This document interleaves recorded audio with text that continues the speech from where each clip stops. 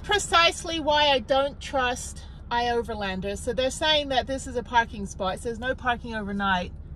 This is weird. It's just like a lay-by on the freeway, which is not safe. I would not want to stay here overnight. Okay, I'm going to go up a bit further and go check iOverlander again to figure out where I can stay. If not, I can just keep going up somewhere else. I don't know, maybe backtrack. There should be public land around here, but this is Aspen, so it's pretty much all private land and like wealthy people. This parking lot here is for the RFTA, which I think is the transit, 24-hour parking only for transit people. So, all right, let me check iOverlander. All right, this is where it's telling you as of July 4th of this year that you can park here, but it says no overnight parking. Wheatley open space. Okay, so that's a no on that one. The pin is wrong on iOverlander. It's the only one that's around here. So I'm gonna have to find somewhere else to stay. Okay, let me keep looking. I think Aspen and Sedona are like the evil stepsisters. I think they're related. Anyway, so here's the deal. I'm leaving the Wheatley open space. And I called the airport because I figured, oh, rich people leave their cars overnight, you know, when they go on their private jets. He was very, very, very nice. And he gave me two recommendations. One is the RIFTA, the RFTA big lot in Baskin something something. Anyway, so this is the other lot right here that you can stay 24 hours, but it's a tiny lot and they'll probably ticket you. The RIFTA lot is a massive lot. There's probably going to be vans and stuff there. The other one was the Rudai Reservoir. So I'm driving 36 minutes out to Rudai Reservoir, and hopefully, because for some reason you can't park at any trailheads here in Aspen, so hopefully there will be just, you know, some random dirt road I can just park on, and hopefully there's cell reception. I don't care if there's no cell reception at this point. I know how to get back. So yeah, so let me drive out 22 miles. I don't really want to go that far, but he said, like, just go up there and you should be able to park. So who knew Aspen was going to be so difficult, you know? Trestle was great. Trestle was amazing. There's all that BLM land right across the street, 1 mile from the entrance. And Aspen is like, no, we own all the land in the world and you have to pay for parking or no overnight parking. Now, what I don't do is illegally park. I've never, in the 3.5 years that I've been doing van life, have I ever illegally parked somewhere or taken a chance. I've parked in places like, you know, like on the street, you know, where there's no restrictions, but I've never overstayed my welcome. I've never violated a sign. I will not do that. I will go out of my way to find the legal place to stay, but I will not like chance it. And I think that's what iOverlander is a lot of people go, oh yeah, you can stay here. I didn't get the knock. Zilker Park in Austin is a prime example. You're not supposed to stay there past 10 p.m. I didn't know that the first time I stayed in 2021, like 3 months after I got the van. So I stayed and I got a warning. I didn't get any ticket, or I've never had a parking ticket, nothing in my entire life. I've driven on 6 continents and I lived in other countries and drove. But I did get a warning that said, don't do this again. So I called the city and I said, hey, on iOverlander Park for Night Free Roam, it says you can park overnight in Zilker Park. There were like 40 different vans. Everyone was parking and only a handful of us got these warnings.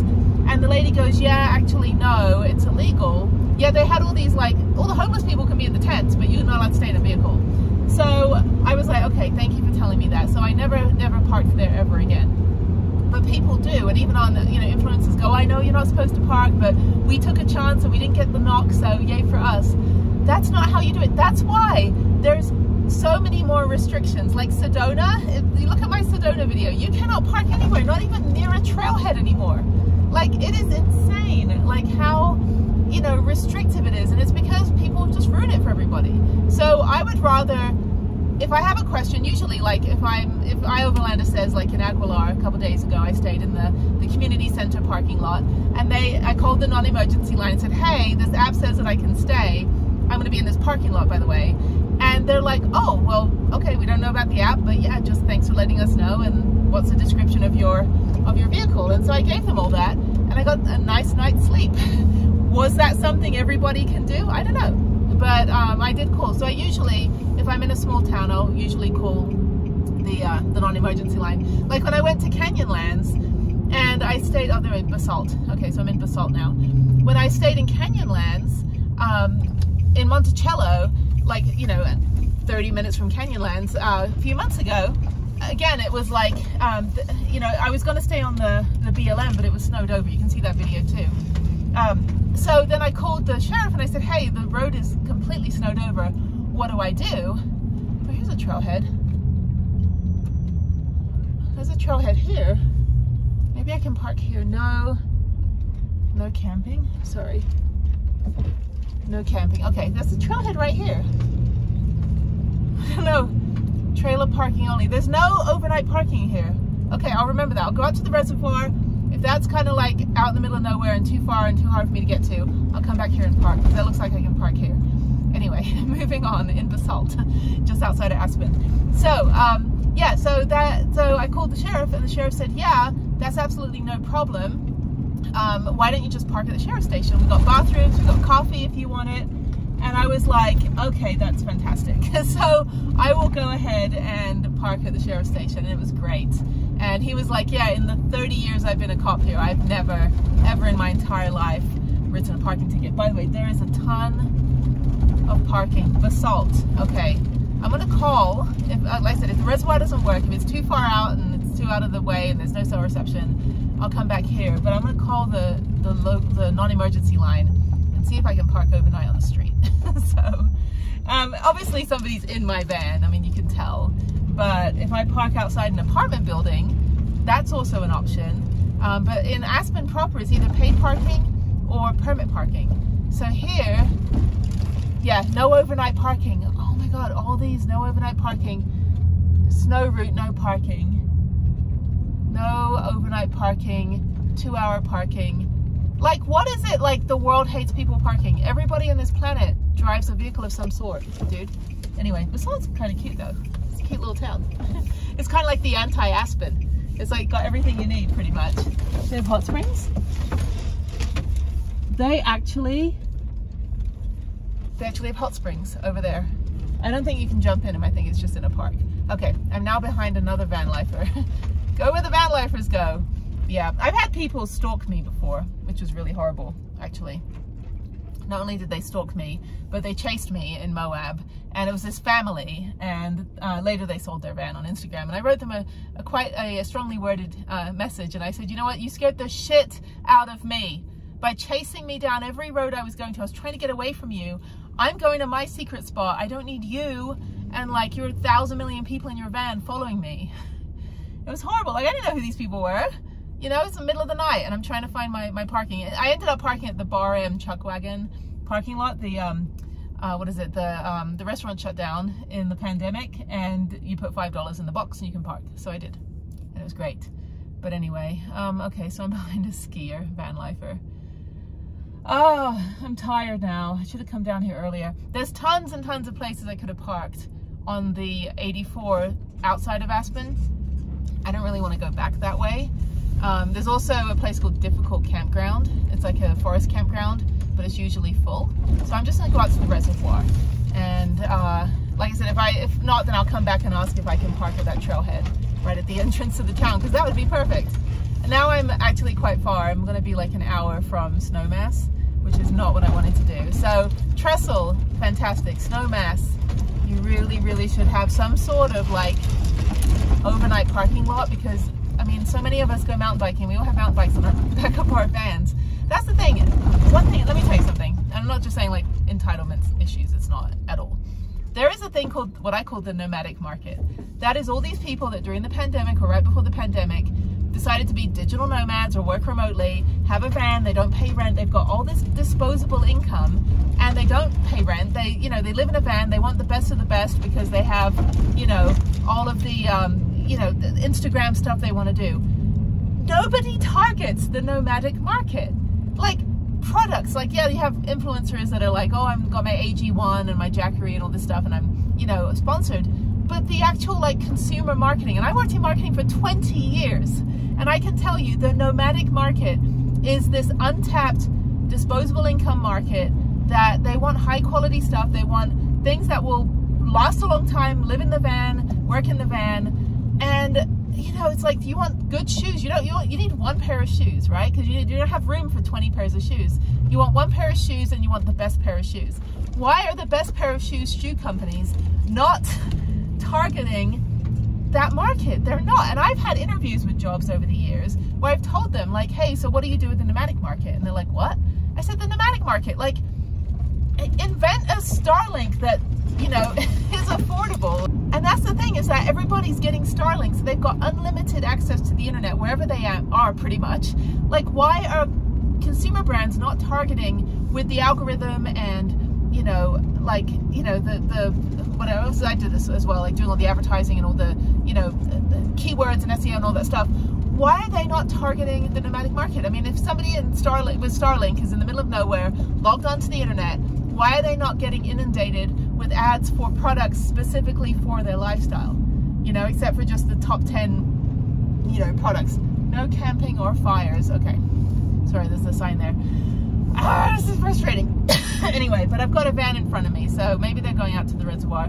There's a lay-by right there. But that's dangerous because a lot of times as people go out of control, and people in Colorado drive a little nutty. I was behind a guy, I had to honk at him like 4 times, and then he finally pulled over, but he was veering all over the road, had his arm out the window, there was this like wafting smell coming out, like he was high as a kite or drunk, or one of the two, and then he just stopped at the green light when we had the construction light, and I'm like, you're sitting at a green light, you are clearly not paying attention, and then he was doing brake checking when there was no reason to be brake checking, and I have a 65-foot stopping distance on this van, so I was way far behind him, but I was like, I cannot be in this scenario because I will die. So he finally pulled over, he flipped me off, and I was like, dude, you are driving like you're going to crash into somebody, or you're going to cause a crash. Okay, so there's a trailhead here. Let's see what this says over here.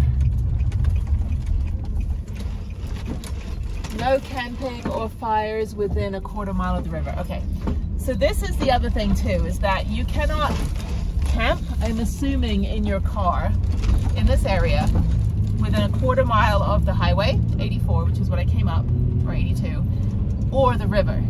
So that means that you can't park overnight. Although trailheads are 24 hours. If you want to do a night hike, I'm sure they don't care. I mean, I've parked at trailheads before. There's, you know, there's no sign that says do not park overnight. I mean, trailheads are 24 hours. Anyway, I'm only 27 minutes from this place. Maybe this will be nice. Maybe this will be a nice, like, thing away from Aspen.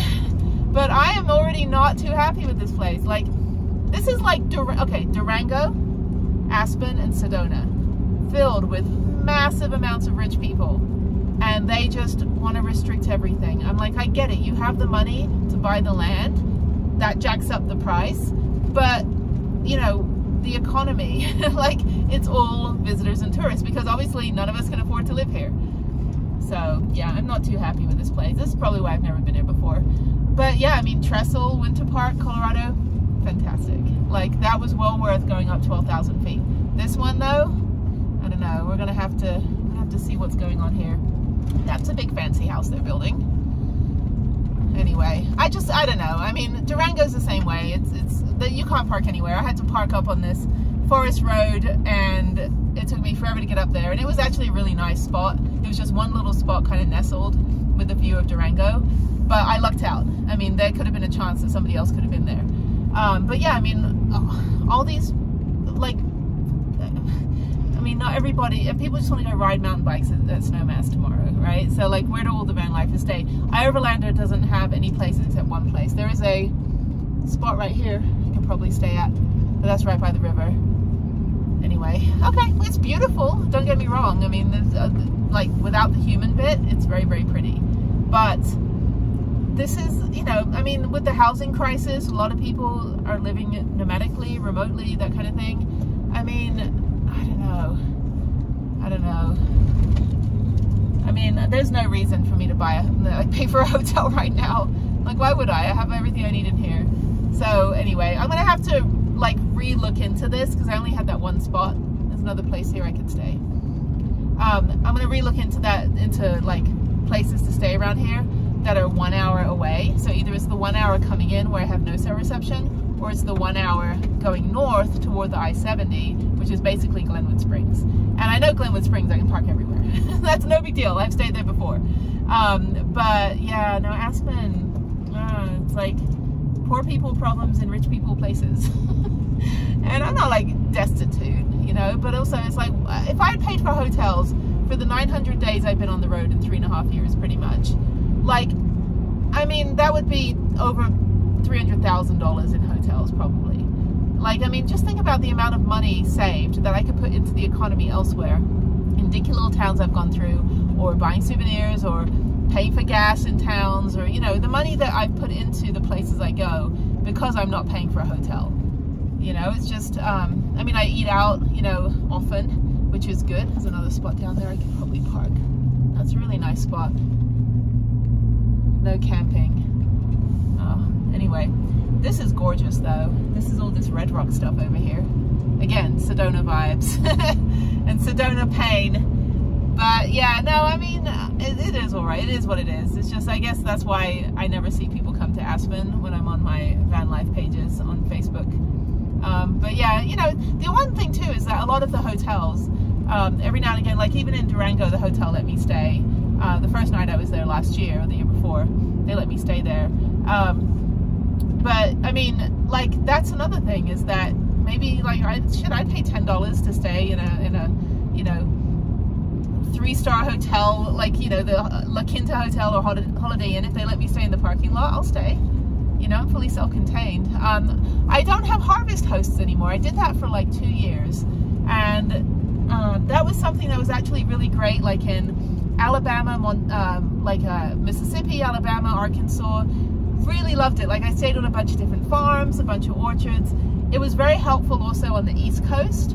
But then I realized I can just stay at Cracker Barrels. And so for the first like 2 years, I did harvest hosts a lot of places.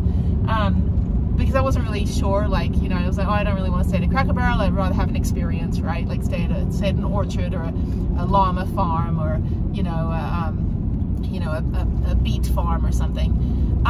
But that might be an option to do harvest host for here. I'd have to probably log on and, you know, get another account and check it out. But I mean, this is all private. I mean, it's beautiful. These houses are gorgeous.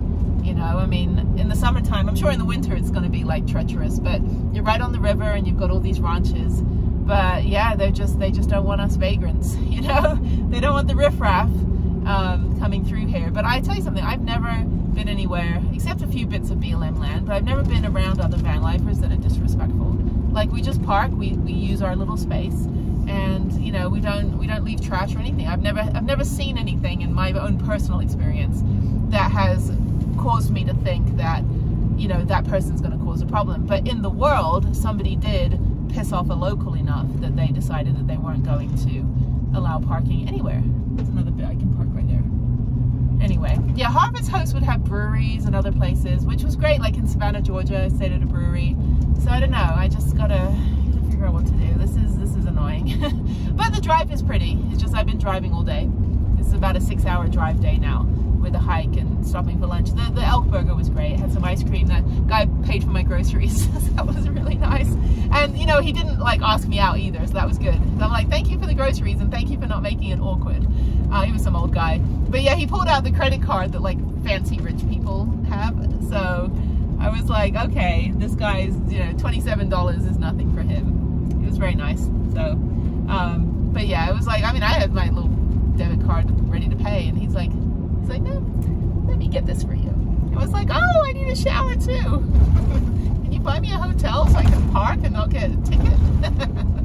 Just kidding, that would be weird. I should have got a steak then, if I knew someone was going to pay for my groceries. And I don't know how to cook a steak. I mean, I just wanted to buy a steak because they were $42 a pound in that supermarket.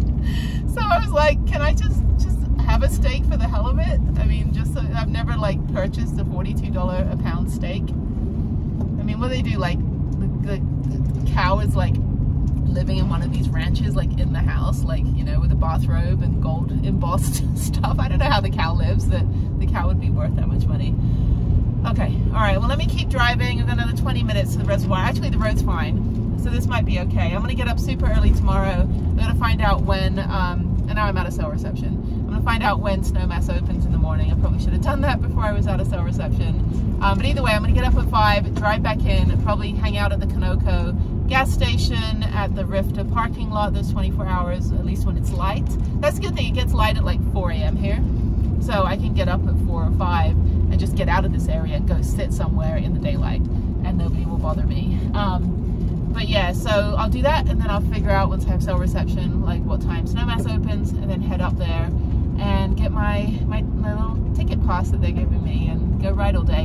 And then I think I'm done riding until I head up into Salt Lake City. So I've got about 3 days of just hiking and doing some other stuff. So it's really nice. Okay, now I'm in the White Rock National Forest. Yay! No restrictions. No camping or fires within a quarter mile of the river. What the hell is a quarter mile? Well, the river's right there. Okay, so yeah, so let me check out the reservoir. Sorry, I'm just babbling. I'm just like, you need to know this information, because if you come out here to go mountain biking or hiking, which is absolutely beautiful. Now, let me tell you, coming in from Buena Vista on the twisty, windy road, there's tons and tons and tons and tons of places that you can just pull off on the side of the road and park. But there's no cell reception. So that's why I probably, had I known that, I probably should have just stayed in that area and just parked for the night. But I needed Wi-Fi. I needed to check my email. I needed to, you know, contact everyone, tell them I'm alive and all this stuff. But anyway, so yeah, camping, no camping. I think I can park because these are parking lots. So that's the thing. It says no, there's a lot right here. No camping or parking within a quarter mile of the river. No camping. It just says no camping within a quarter mile of the river, but these are parking lots. So you can park and fish, you just can't set up a tent. I think that's how I'm interpreting it. Either way, when I'm done with this area, when I'm back home on the weekend or next week or something, or whenever I get to like have a day where I can just make phone calls and stuff, I'm gonna call the city of Aspen or this whole area and find out exactly what those signs mean, so I can let you guys know the truth. Because I'll interpret it the way I interpret it. As long as it says don't do this, you know, I'll be like, okay, I'm not going to do that. I'm not going to pitch a tent, but I am going to park. So no restrictions on parking here. We are in the National Forest. This is beautiful though. This is all this red rock. I had no idea that Aspen had all this. There's another one right here. Yeah, I don't know. I don't know if they patrol this area either. I mean, it is a national forest, so. Okay, I'm going to go because I've been babbling forever. I don't think you want to hear me anymore. I don't want to hear me anymore. I just want to park up. I got 18 minutes before I get there. So, all right, bye. Here's the Rudai Reservoir. This may work. I'm not going to park here though. I'm going to go, there's some campgrounds, marina campgrounds. Maybe I'll stay at a campground tonight. It's still only like 6 p.m. Oh, I'm tired. Okay, yeah, let's do this. This is beautiful though. Look at this. Doesn't even look, that looks like Aspen. This doesn't look like Aspen. This looks like freaking Sedona or Utah. Anyway, you will not believe it. Charlie is the camp host and just happened to have one spot open. It's $30 a night, but it's $15.50 with your with your interagency pass, your national park pass. And this is now reserved for me. Look at this tiny little spot. I just literally drove right into it. There was a van behind me. They were also looking for a spot. I pulled in. You probably fit two vans in here. No, I'm not going to be nice and have a neighbor. This is gorgeous. This is the Molly campground. There's another campsite right here. That's weird. They could, oh, that's reserved. Oh, this is me, one night. Yay! This is me. Is it say reserved? Okay, I get to turn that around. This is beautiful. I'm gonna open my door. I'm gonna park a little bit better. Open my door. Let's go check out my campsite. Oh, thank you to the airport for telling me to come down here. This is perfect. It's probably like the dinkiest, tiniest campsite. Plus, I'm away from the fires. There's a whole bunch of flammable hay. This is so nice. I have not stayed at a campsite in so long. You have no idea. And this is beautiful. Look, I have a whole view. I'm at the top. Yay me. No, this is really pretty. And it's right by the entrance. So yeah, let me pull in a little further and back in. Like, pull in. I would rather back in though. It would be easier to get out in the morning. But I think it's pull in only. Okay. Yeah, it's a one-way road. So yeah, so I'm going to pull up a little bit further and make some tea. There's a bear locker, although it's funny, this locker is exactly what my van is. Oh my God.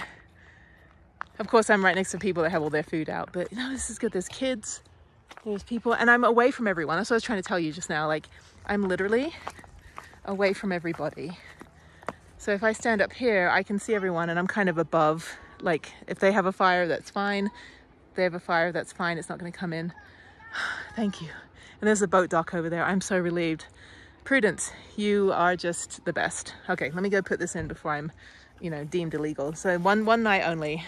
Perfect. So I just want to say thank you to Mr. AR for leaving a day early. Thank you.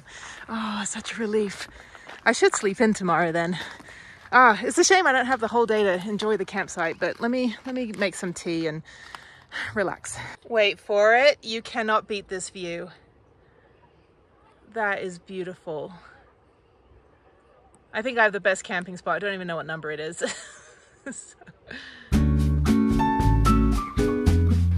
Good morning from the campground that I can't remember the name of. Anyway, I'm making a cup of tea. There's my bear locker. I didn't need to use that. There's people cooking. Oh, it's cold. Oh, it is chilly today. Anyway, okay, so yeah, I'm just warming up the van a little bit. I'm gonna get going. I gotta drive probably about 45 minutes back. Waiting for my tea to be done. This is fantastic. Oh, what a great spot. This grass is really long though. It's probably snakes and stuff, but anyway, yeah, I don't know why the other people left a day early, but I don't really care. Thank you anyway. Thank you for leaving and letting me use this spot. So let me get my tea, drink my tea, one for the road, one for here, and then I'm just gonna start driving back. It's already about 6 a.m. and it is bright, bright, bright. So there were mosquitoes last night. I got bitten a little bit, but it's okay. They've gone away now. Okay, let's make some tea. So there's my camping spot all the way down there. That is where I stayed at the Molly campground. That was the one I stayed. I can remember the names. It was kind of like hectic going in last night. All right, well, thank you. Thank you, Rudai Reservoir. You were awesome. I'll definitely remember this. And you can book the campsites on recreation.gov, but there's no cell reception out here. But Charlie is the camp host, and he was fantastic. So thank you, Charlie. Thank you, Molly Campground. And now let's go to Snowmass. I'll see you on the next episode.